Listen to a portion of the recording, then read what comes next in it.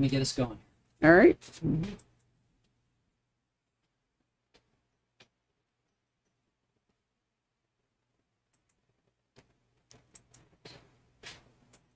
And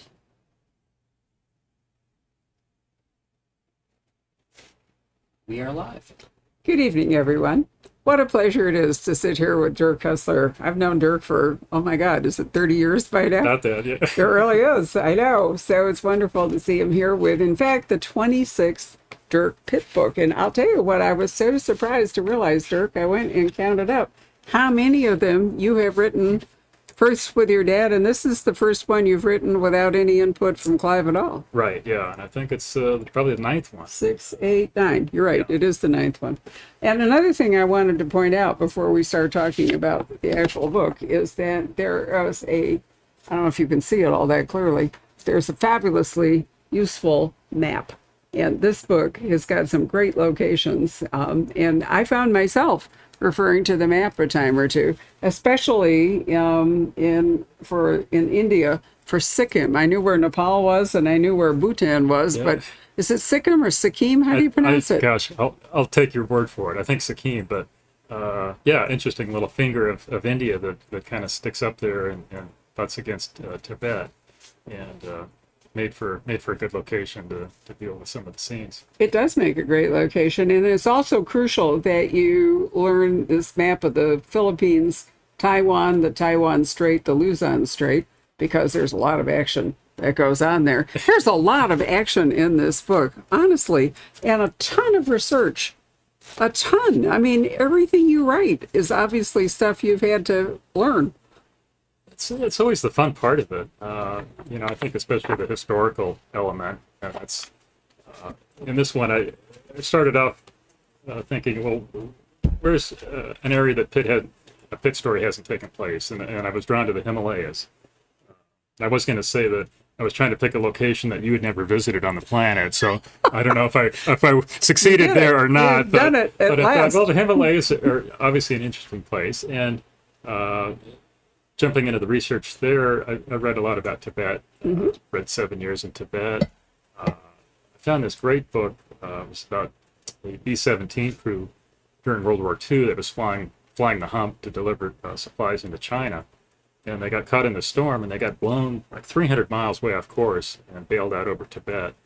And it's just fascinating at that point what a closed country Tibet was. I mean, there were literally no Westerners there. There was maybe a British ambassador, and the country was just so closed off. And it was just interesting up until the 1950s, and then when the Chinese came in and the Dalai Lama left, just what a different society that was. And so that was sort of the impetus for the historical part of it, and just kind of went from there. But that was fun, reading about that and getting into the Tibetan Buddhism a little bit too as well. So it's always fun to get into the research, and you learn a lot as well writing the book. So Well, you do. This book starts with an amazing airplane scene. So, when you think of a Cussler, you tend to think water, right?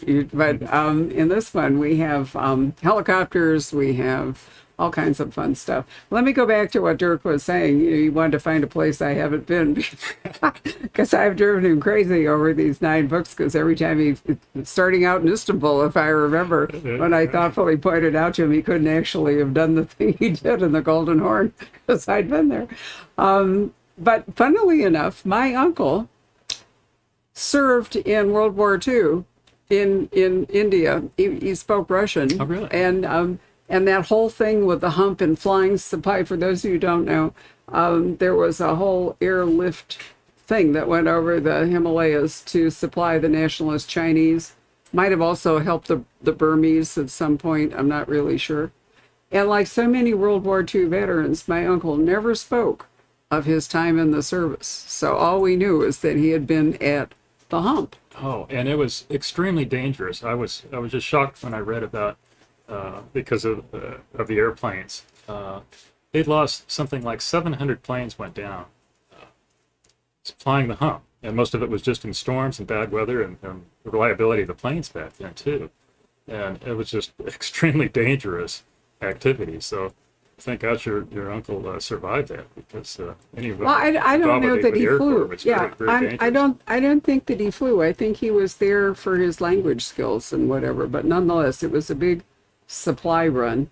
And of course, planes weren't really pressurized to high altitudes then. They didn't have a lot of insulation. And they just weren't very reliable either. Didn't Parts have, broke down. yeah. There was I read an account of somebody who'd taken a C-47 that they had restored. This was like 10 years ago. And they took it over there to try and refly some of the routes. And they were going to spend like 3 days. And it took them like 3 months. I mean, even this Really? many years later, the plane took off, and then you have some hydraulic leaks, and they have to land, and then you have to find some parts.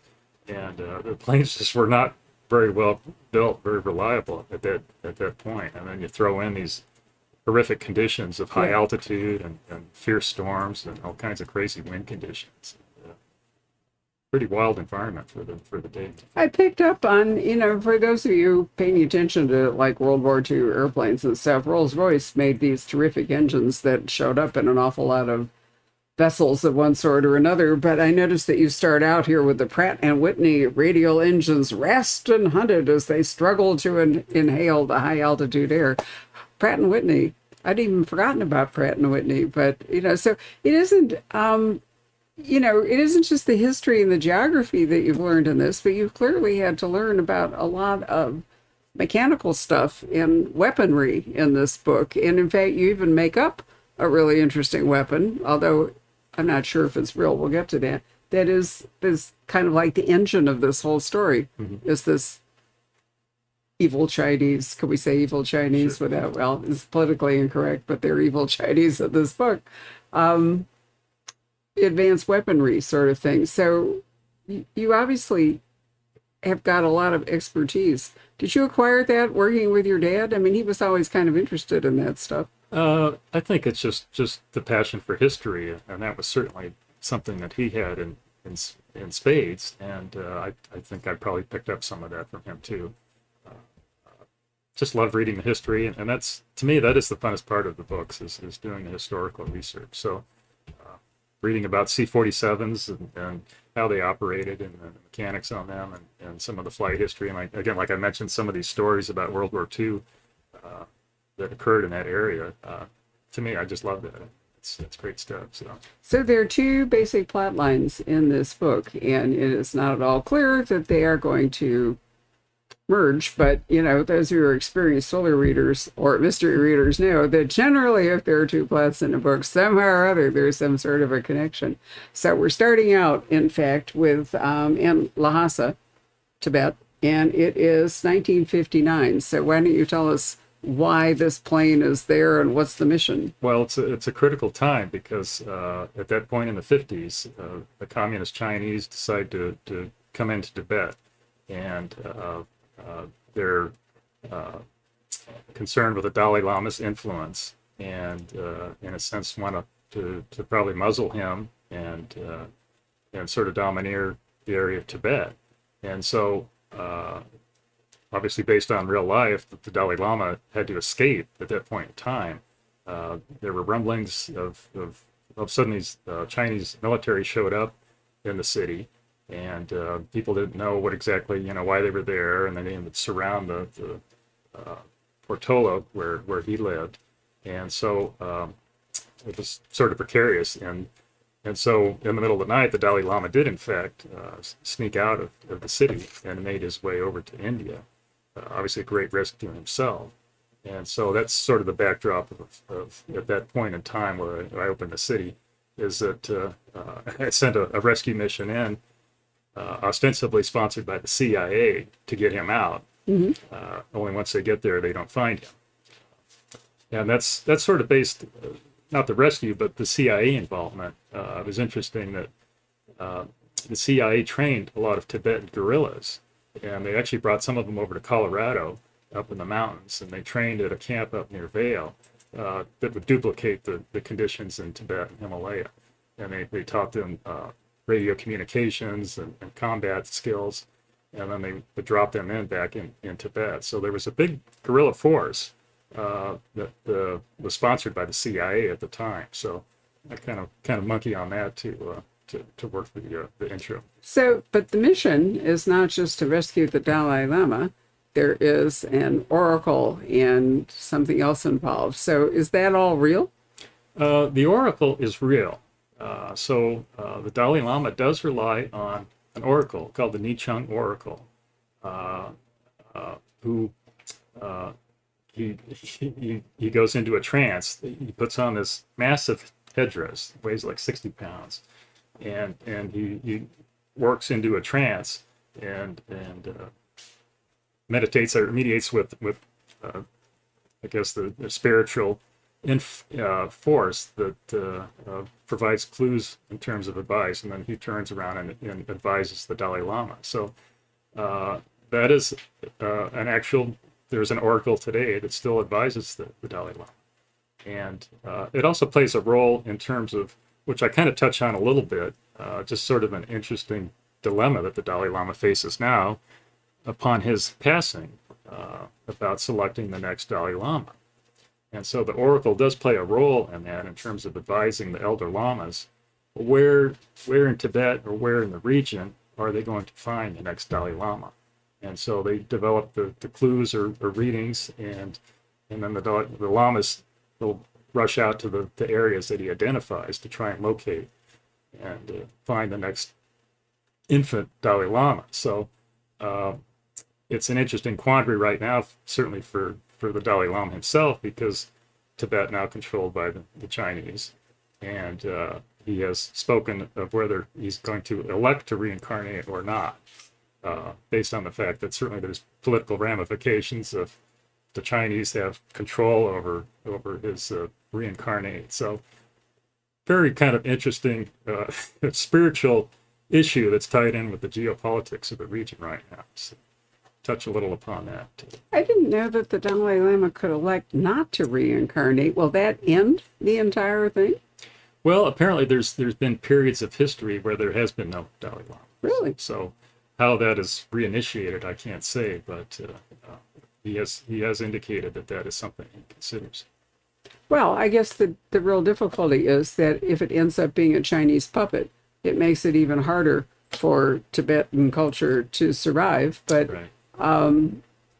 But they might not be successful in coming up with a reincarnated infant, so to speak. I can see that would be a real problem, but somehow I didn't realize it was optional. Yeah. So he's come out and stated, because of that fear, that he may elect not to. So, How old is he now?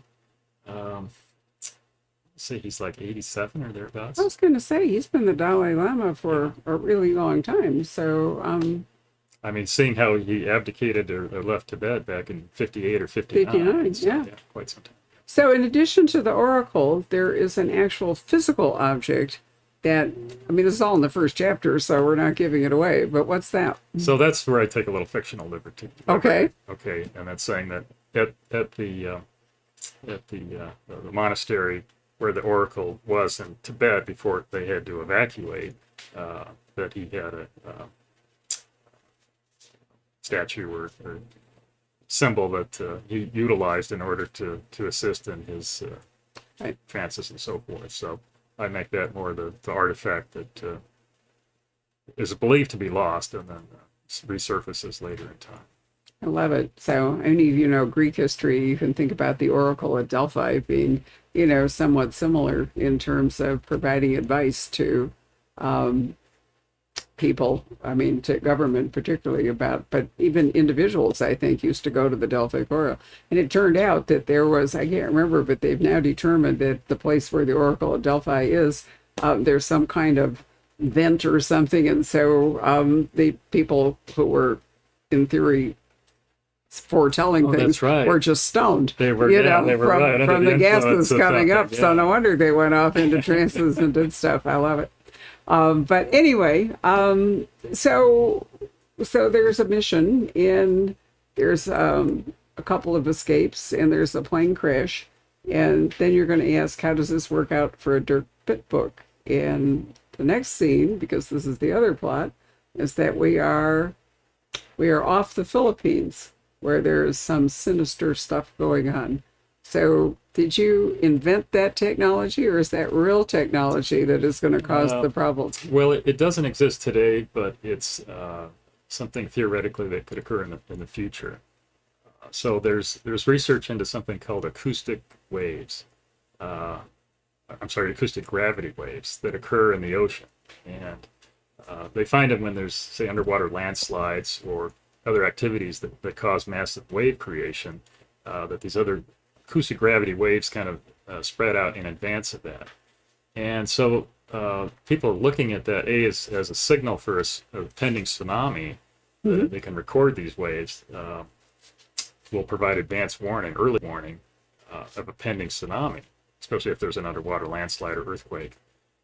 But there's also speculation that there could be a way to duplicate these waves, and if they could be concentrated and redirected in a proper format, that they could actually mitigate the tsunami wave coming in, so that they could sort of counterbalance it through these acoustic waves that would actually impact the physical waves that would be coming on the surface. So theoretical research, but not beyond the realm of possibility, I would say. Wow, it's so Star Trek, or Star Wars, I probably should say, right? You have a wave and you have a counter wave, all of it. So, unsurprisingly, some of the Pitt family is at sea in the area where all this is going on. So, who do we have?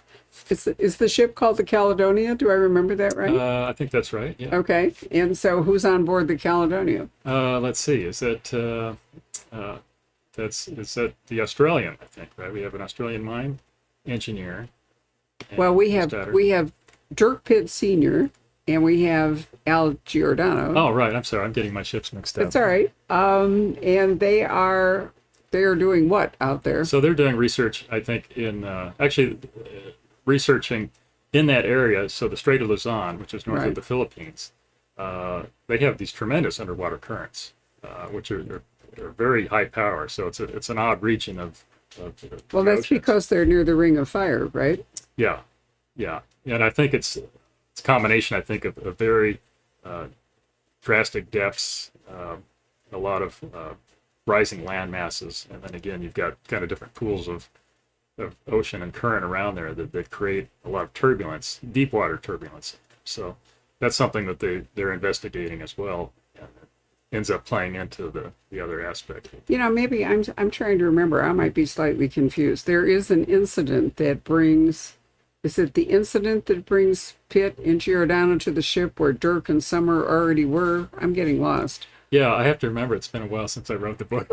Yeah, they start out on the same boat together. So they're doing research together on the same ship, and then they get hit by a rogue wave, and then I think Dirk and Summer end up going to shore because the wave hits the Philippines and damages a village there. So they go to help assist the village. Right, and they do a rescue of somebody from an Australian ship.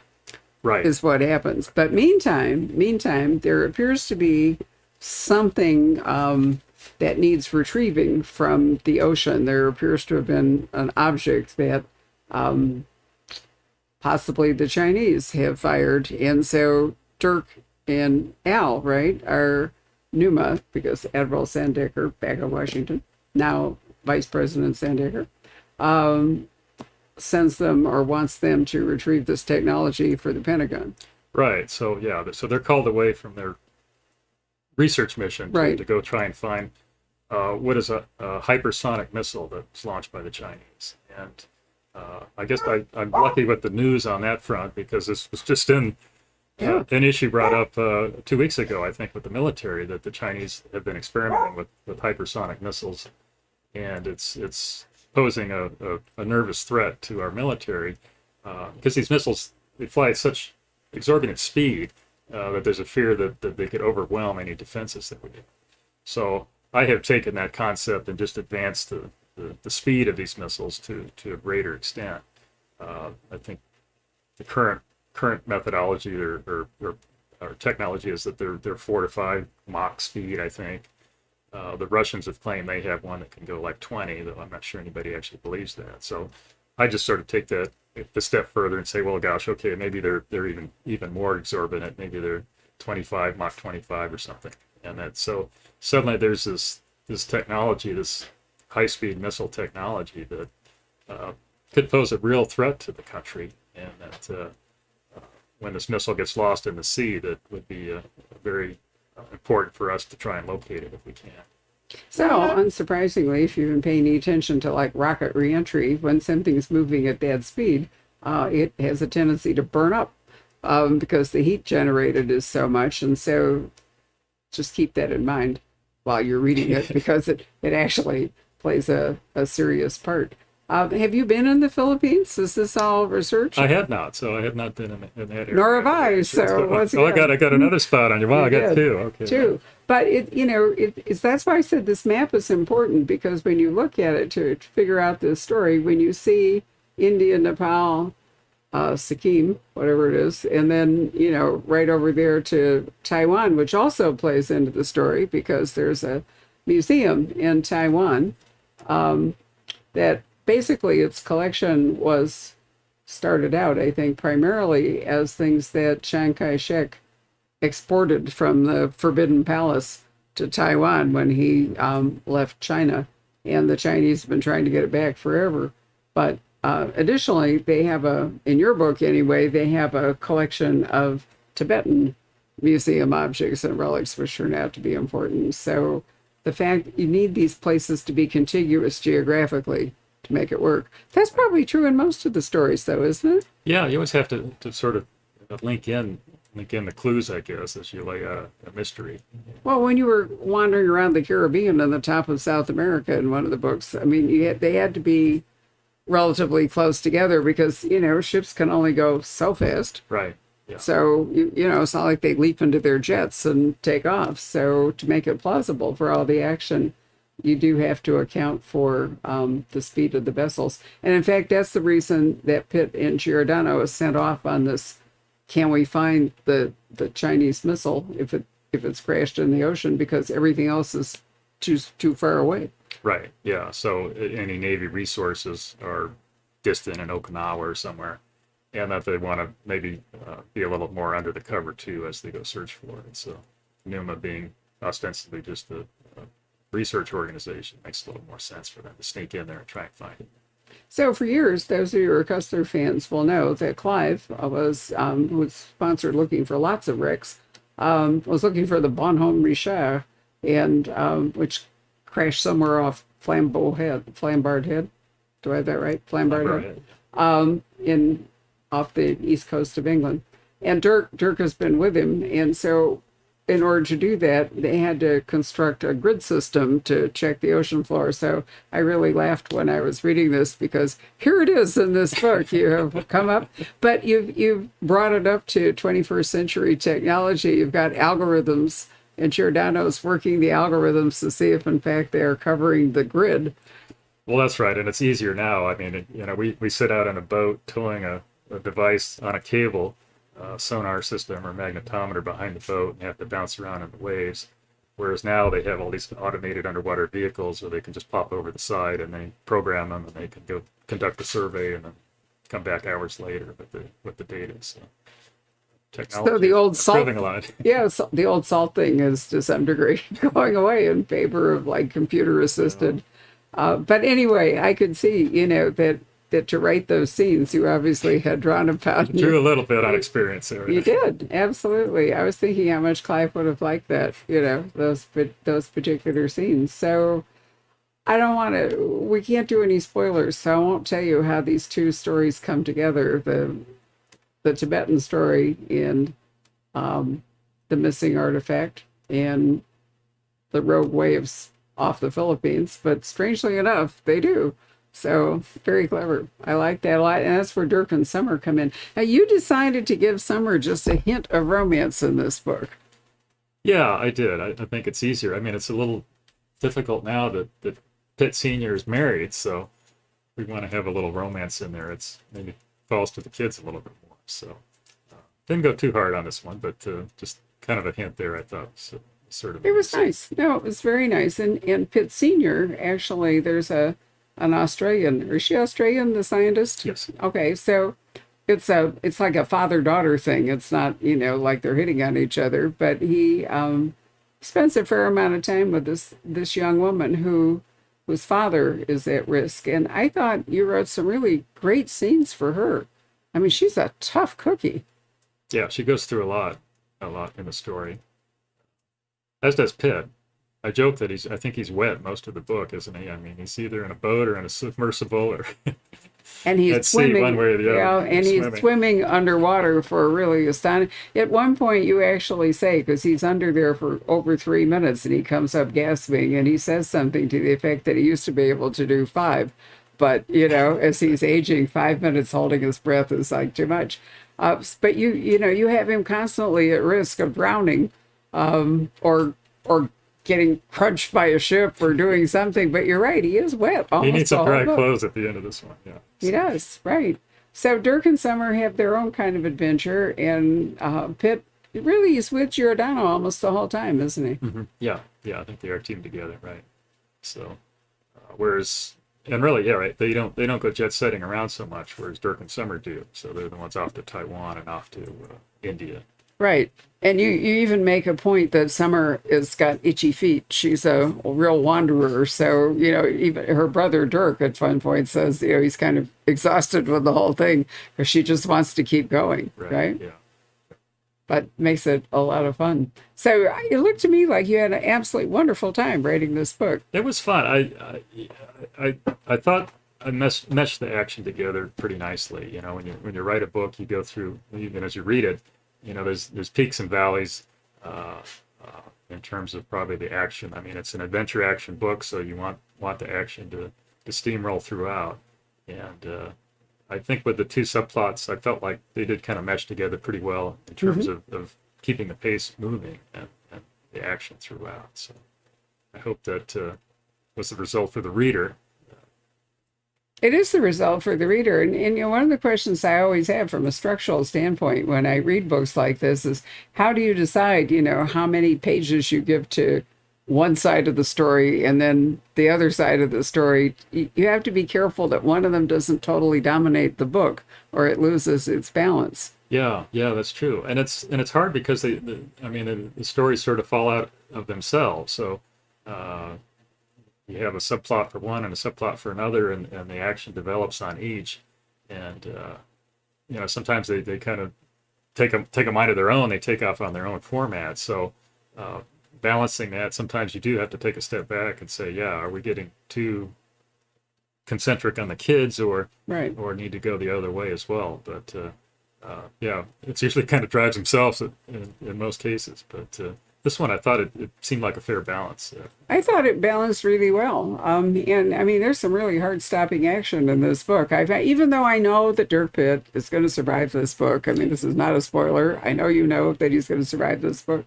He is in so much jeopardy some of the time that I found myself going, is he really going to make it? And that's something your dad was always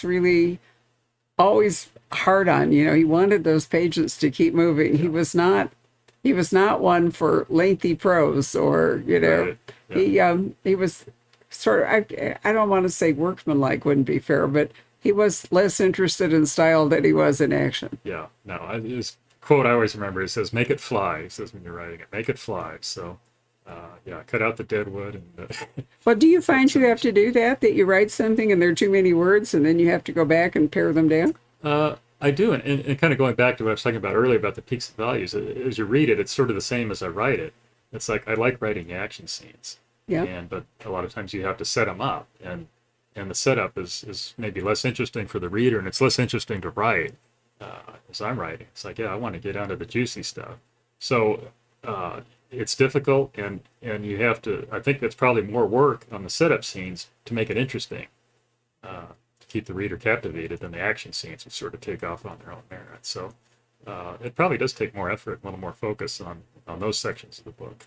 Plus, when you're introducing weaponry or interesting technology, you also have to explain enough of it so the reader will understand it. Some idiot like me who doesn't know anything about, like missile systems or, acoustic waves. You have to take an untutored reader and explain enough to that reader, but you don't want to weigh it down so that it becomes a technical manual. Yeah, and that's a hard balance, I think, for any writer, because you spend time doing a lot of research on it, and you find out all these facts about an airplane or a ship or some technology, and you develop this minimal amount of expertise on it, and so you want to share all that, but it may not be relevant to the story, and it slows the action down. So yeah, it's a challenge to find that line of educating the reader, providing the information that you need without going too overboard on the technical part that some people, their eyes are going to start to glaze over after a while. They don't need to know the infinite detail of how a machine gun works or a tank works or something. Well, that's very true, but there's a lot of gunplay in this book. So, that's why I said, you have to, it isn't just the history here, but you actually, because people who write in these kinds of books can get really slaughtered if they make a mistake with the gun. Oh, yeah. I mean, if you've got the wrong caliber, or you've left the safety on, or didn't have a safety in the first place, or, whatever it was, then you really hear from, because a lot of people who read action thrillers, they get off on the weaponry and the technology, and they know a lot about it. So do you rely at all on a copy editor, or is that really your responsibility? Well, the copy editor will pick up some of that. I mean, I'm interested in guns, so something like that, the weaponry, to me, is not something that I would struggle with so much, because it interests me to research a particular weapon or gun or how that's going to be used. But maybe something esoteric, it might, sometimes maybe you do trip up a little bit. You're lazy in your research, or you don't follow through enough detail that you can make mistakes like that. I mean, you hope somebody finds it before it makes it to press, but those things happen. So Dirk and I have been together in this project, so to speak, since he wrote his first book with Clive called Darkwind. Was Darkwind, wasn't it? Blackwind, sorry, well, I was close. Right, and I remember how kind of shell-shocked you were at having to write a book. It was not, this was not where you were going. I'm trying to remember, were you in what was it? I worked in finance in town here, and had taken a severance and was kicking around what to do, and I was actually working with another fellow on doing a nonfiction story, and then my father asked me if I wanted to take a shot at writing a pit, which seemed like a crazy notion at the time, and I obviously went in probably a little naive on it, but it was a lot of fun. It was exciting. It was great being able to work with my father on a project like that. Well, I remember Clive saying to me when he published Trojan Odyssey that was the last book he was going to do by himself, because all the research and all was so much heavy lifting for him, and he wanted to, bring somebody in. Of course, had he already started writing the with Paul Comprekos? Yeah, I think he had. I think with the Numa files, I believe. So. But the pit was his thing, right. And he had held on to them. Yeah. So here you came. But anyway, my point is that I've read them all and worked with Dirk, and I can see that this one you've really settled in to being entirely comfortable with this, that you really had a good time with it. I hope and so. It shows. I hope so. I mean, and I hope it kind of lives up to maybe some of his earlier books as well, that maybe has some of the flavor of how he wrote and how he set up the story. So we'll see. I mean, they're all different. They're all a challenge. Sometimes they come together easier than others, but I think this one for me came together pretty easily. Sometimes they don't, but this one seemed to mesh. So. Well, it does. Dirk is being really modest, because one of the big reviews that he got ended up by saying that Dirk has done his father proud. So clearly, the people who are serious Cussler fans think that this is great work. Well, it was a great compliment. Appreciate it. And I will second it, because I think so too. Right, Patrick, do we have any questions that have come in or comments? We do, yeah. Why don't we switch to that then? Because we can't really say much more about the book without spoiling it. It's really a rocket ride, people. I'm telling you, this is a great book to, just set aside some time and fly through it. You will not be happy if you have to put it down. One question that's come in, Dirk, is which authors and books and things did you like as a child, like growing up? I read a lot of Travis McGee, John D. McDonald when I was a kid. And, actually when I was a kid, and in my earliest memories, when I was probably 5-6 years old, we lived in a 3-bedroom house. I have 2 sisters, so they had a room together. And then being the only boy, I had a room to myself, but it was also the family den. And it was when my father started to write in the evenings. He'd come home from his advertising job in the day, and I would go to bed at night, and he'd be in there writing down on his yellow pad or sometimes tapping away at his manual typewriter. I would fall asleep to that. And but he always had on his desk a bunch of paperbacks, and the ones I always admired the most were from Alistair MacLean. They had these great action-packed covers, very colorful, very kind of moody, and they were just great colors. So as I got older, I started to read those. I know MacLean had a big influence on my father, and easy to see why. You bet. He's a great writer, and so one of my earliest favorite books was Ice Station Zebra, was his book. So Me too. I liked it even better than The Guns of Navarone, although The Guns of Navarone got the movie. better movie, but Yeah. Yeah. Now you're right. He's a wonderful, wonderful yeah, and I action still writer. I still go back and read a lot of his stuff. It's a nice kind of switch up to go back and read his stuff. But really, I mean, he kind of set the stage for sort of the modern adventure book. Yeah. So He did, and there's another author whose books are not in print at the moment, but if those who are interested in this, his name was Desmond Bagley, Bagley, and he wrote a fabulous book, the only book for years that we could sell that was set in Iceland. I'm trying to remember, it was called Running Blind, I think was the title. But he wrote books very much like Alistair MacLean, but not as well known. And I'm sad to say that last Saturday, Wilbur Smith died at the age of 88, and he was another author that was wonderful on adventure. right. He was South Africa, and he Africa. really knew a lot about Africa. Although one of the best books he ever wrote was set in Pharaonic Egypt. It was the start of two or three. Yeah, I mean, I read it like in one gulp, and it was amazing. The River God. Yes, The River God. It also had a spectacular cover, but There were a if you're couple of them, weren't there? yeah, no, I think three. But the River God was the one that I particularly remember. So, there were a lot of terrific mid 20th century authors that wrote, action adventure. Serious stuff. Yeah, serious stuff. Let's see here. And Barbara, do you want to repeat the question, maybe? Sure. Let's see. Aaron wants to know if you have a favorite Cussler book that you didn't have a hand in writing. One of Clive's books. All right. Aaron would like to know if you had a favorite Cussler book that you had no hand in writing, i.e., either your dad or your dad with another co-author. I mean, there's a couple. I always like Sahara. I think maybe not the movie so much, but We didn't even mention the movie around Clive. right. Yeah, that was forbidden topic. But Sahara and Inca Gold, I think we're both favorites. I want to go back and read Race of Titanic. I haven't read that since I was about 15 years old. I keep thinking I need to go back and read that. So, that kind of set him on its way. So I'm sure that's probably ranks up there too. But those come to mind offhand. Okay, a couple of people are curious about the different series going forward. Can you kind of talk about who's writing which series? And Yeah, we have pretty much continuity on most of them. So Jack DeBrule's working on Isaac Bell, and we'll hopefully have a title out next year. Robin Brissell's still working on the Fargo series, and she's they have a watching too, by the way. title out Hi, next year Robin. as well. Hopefully, We hope to see you in March, Robin.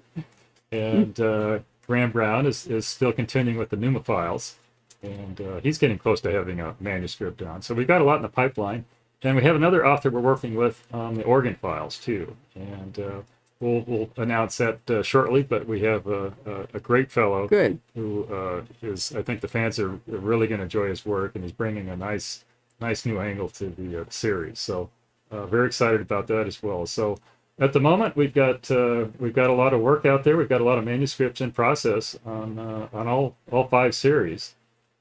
So hopefully. Well, now you're supervising all of them, right? So you have a hand in the editorial process. Right, so I've had to pick up, that some of challenging? the work that my father was doing on the editing front. So it's fun working with the co-authors, but it's a different set of skills. So I'm kind of having a greater appreciation for the editing process.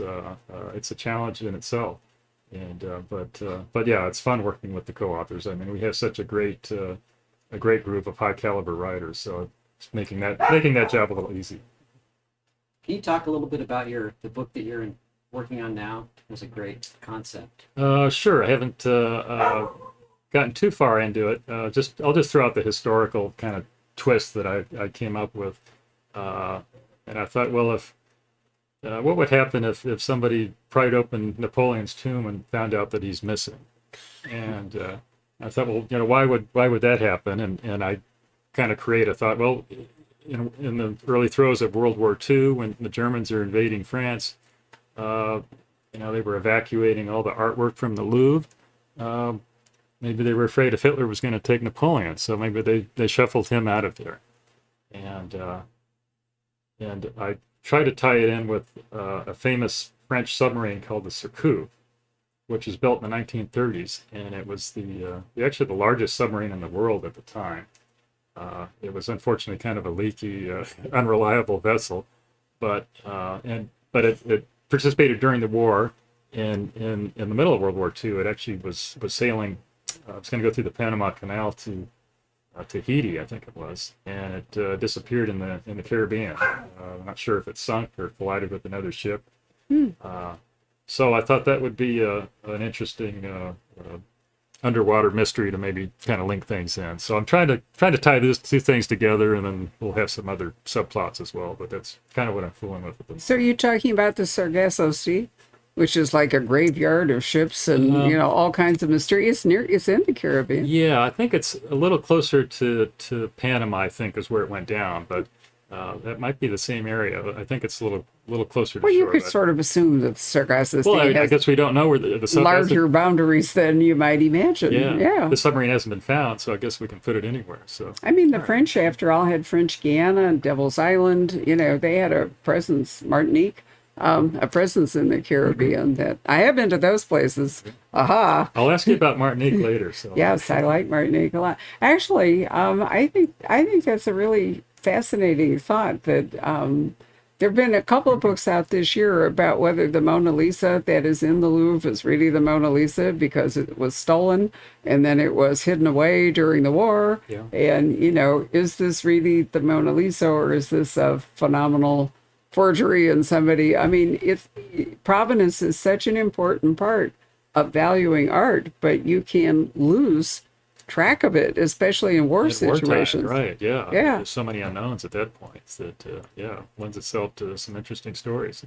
And another great wrinkle about Napoleon, should anybody actually have his bones or want to look, is that nobody has quite decided for sure whether it was the arsenic in the wallpaper that killed him, because he loved green, or whether he loved it. Anyway, his bedroom on St. Helena was papered in green wallpaper, and the manufacturing process at that time used arsenic. So there's some speculation that he ended up being poisoned. Yeah, I think they found some in his hair samples, but I know there's other doctors who question that, and they think he might have died of they call consumption or some other reason. So well, it wasn't a healthy place for him. Right, yeah. So the speculation, is unclear in terms of what he actually died of, but that is interesting. Well, where I'm going with that is that it's possible that somebody has the bones and wants to do, some kind of modern medical research and figure it out. So, and then that might have some devastating effect on the French. I'm just plotting away here, but I've always loved that. There's a lot to be learned from bones now that we have technology that we didn't have for centuries. There's some, look at Richard III coming up in the parking lot, over. But the thing that was so interesting was that he really did have scoliosis. Yeah. And, it was possible to think that Shakespeare was just exaggerating to make him crookback Dick, a worse villain. But it turns out he actually did have scoliosis. And so there's a lot of possible answers here. Pretty amazing. That will come from bones. Determine that, so many years later. So. I love it. It's great. Sorry, Patrick, carry on. Okay, no. A basic question is about, are you a big plotter, or do you kind of wing it? A little of both. I will outline the book, but I don't produce a very detailed outline. So I'll have maybe 3-4 pages, and I'll kind of attack it as I write. So I'll start with a general outline, and then maybe try and fine tune maybe the first section or 50 pages or something like that.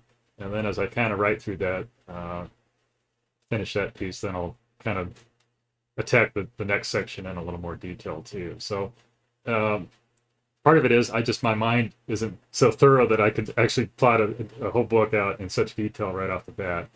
And other things I find is that sometimes you end up going off in different directions than you originally intended. So for better or for worse, that's the way I operate. Have you found that when you're running like two storylines that you can't get them together? Yeah, it's usually I kind of have an ending in mind. So generally I'll generally have some sort of at least basic structure of how to tie the two in, but sometimes getting the details worked out is difficult. I bring that up because with such a big cast, I mean, there's like 3 pages of character lists when we start this book.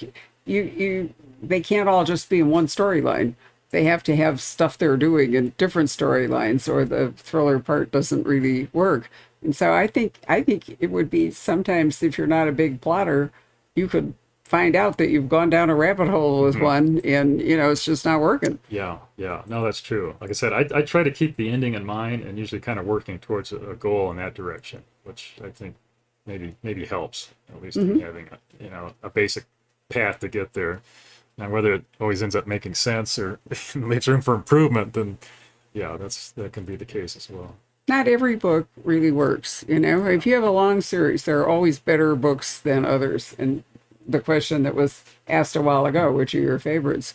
I think a fan of a series has to allow for the fact that not every book is going to be phenomenal, but you have to look at the whole body of work and enjoy it. Here's a good question.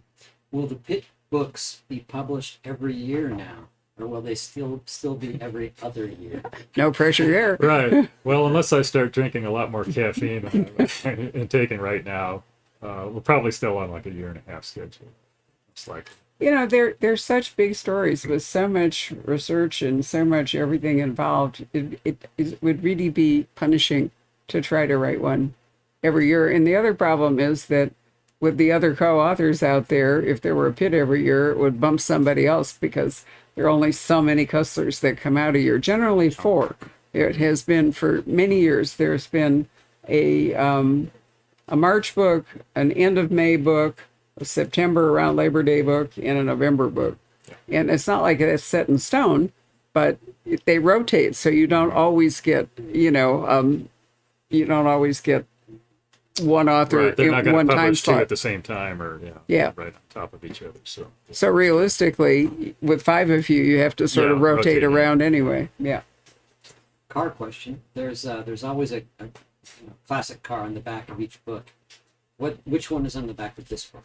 Oh, sorry to disappoint. We didn't put the car on the back of this. No, but it's a really nice picture of Dirk and Clive together. So, And you Cussler fans should treasure that, since, we don't have Clive anymore. Yeah. He's been gone now since February of 2020. Gosh, it seems like just yesterday. I know.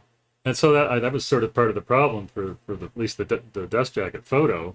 Is we didn't have my father to put with the car, so that's why we went with the generic. But there is a vehicle in the book, and there is a good vehicle chase in the book. So Is that in not fear. Colorado or here? Colorado. Colorado. Let's see. Oh yeah, there's a question about NUMA, the organization. Will we see any more of the real stories in NUMA? I hope so. One of the big shipwrecks that Barbara mentioned it earlier is the Bonhomme Richard, which is John Paul Jones's Revolutionary warship that sank in the North Sea. And it really started NUMA. That was the first ship that my father decided to look for, and that's how NUMA actually got established as a nonprofit foundation.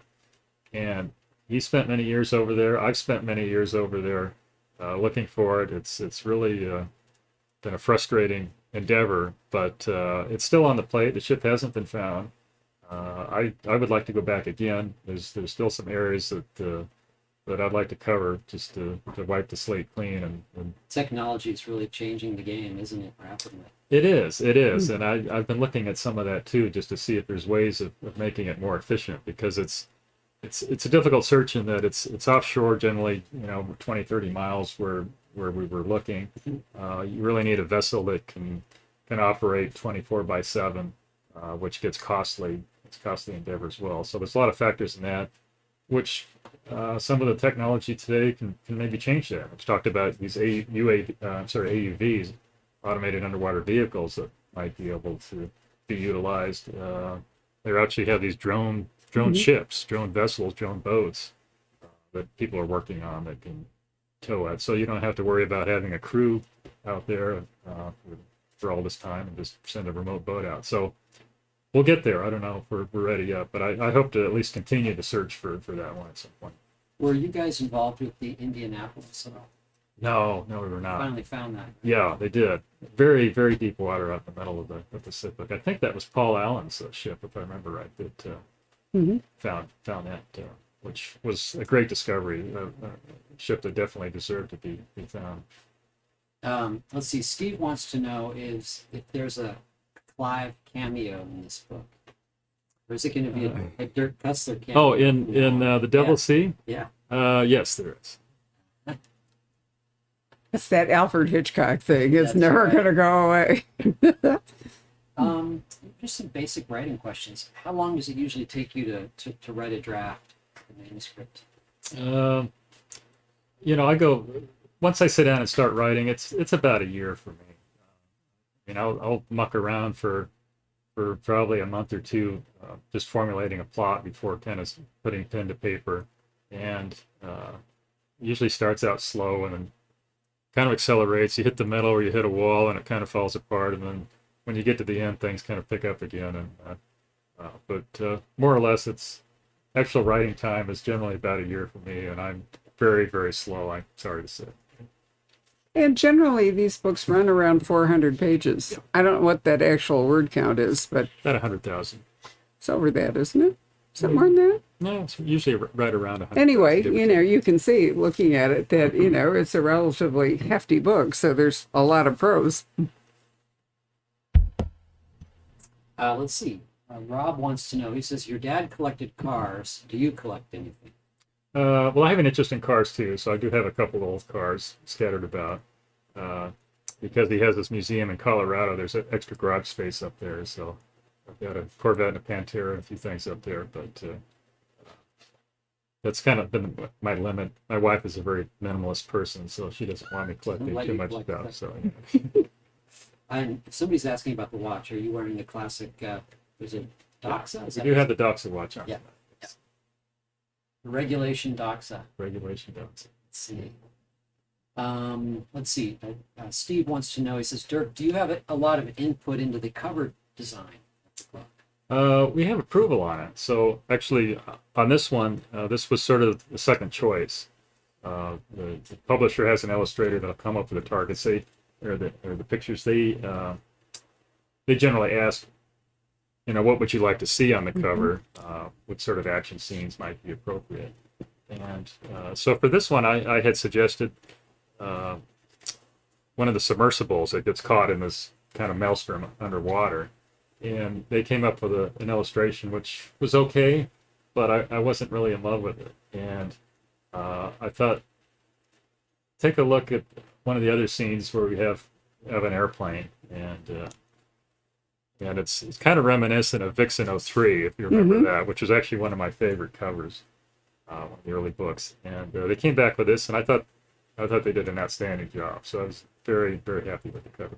I really like the colors, but I also meant to point out that Roland Dahlquist, who has done loads of illustrations, has done the interior chapter illustrations and did the maps. Did he do the maps too? He did the maps as well. Right, Yes. and Roland was here actually because he lives here. He was here with us a little while ago during the live signing. But it's nice, the inside of the book, and there's a symbol thing up here. What is it? I don't know. They put a little Tibetan, I think. It's Tibetan, isn't it? Yeah, I think yeah, so. it is. So it's a really, it's not only nice jacket, but it's a really well designed cover. And I'll tell you that's one about thing. it. I hope somebody from Putnam is listening. Very often, for whatever reason, the designers at Putnam make an all black title page. Therefore, it's really hard for the author to sign a book. We have to find silver pen. This title page, where Dirk is signing his name, allows white space so that you can actually do that. Sorry, but that is a constant gripe with me about these books. I hate black title pages. Let's see. that may. Here's a good question. Pat wants to know. She says, "Do you have any urge to write in a different genre? To do something completely different?" I do. Maybe just as a one-off. Kind of thought about maybe doing something, maybe not sci-fi so much, but maybe a little more futuristic. Yeah. But we'll see. Your Something down dad, the road, maybe. your dad wrote a couple of children's books. Does that have any interest to you? I don't know that I would be good at writing a children's book. I don't know. That would be something fun, but I don't think that would be my first choice of doing something different. Oh, futuristic could be really fun. I mean, you're so good at technology and whatever that I can see that you could design something really remarkable. Maybe. That'd be fun. Think about it. Yeah, right. But that means one fewer Dirk Pitt. That's right. So Well, Steve just says, "Dirk Pitt in space." There you go. Should be kind of cool. actually, Dirk Jr. Maybe Dirk Yeah. Jr. could, right, pass it down the generations. Mission to Mars or something. That's right. I think that's about it. Well, wonderful. So thank you all for joining us this evening. Dirk, as always, it's an absolute treat to talk to you. Thank you so much, Barbara. I appreciate you having me here. I really enjoyed it. Well, I did too. For those of you who might want to spread the word, this video will live on our Facebook page and our YouTube page forever. And there will be a podcast available in a couple of days from the audio track. So do spread the word to Cussler fans who might have missed this, that they can enjoy our conversation in all those different ways. And Dirk has signed 800 copies of this wonderful book. So we actually still have a few left. In case you would like to order one, be a great Christmas gift. And I will say, you do not need to have read a single Dirk Pitt to read this book. This one really stands on its own. Dirk has put in enough background so you won't be lost. And so think about it as a really great gift, or to a way to, bring a new reader into the Cusslerverse. Right? Great. Sure. Yep. All right. Awesome. Good night, everybody. Thank you. Okay, thank you. Hello, Paul. You decided to join us? Sorry for a little barking. That's okay. It was, a real background there. I loved it. We had 2 puppies. I'll show you a photo. Oh, really? So, oh, yes. So I'm used to this. Yeah, what, Barbara? So what do you think, Patrick? Was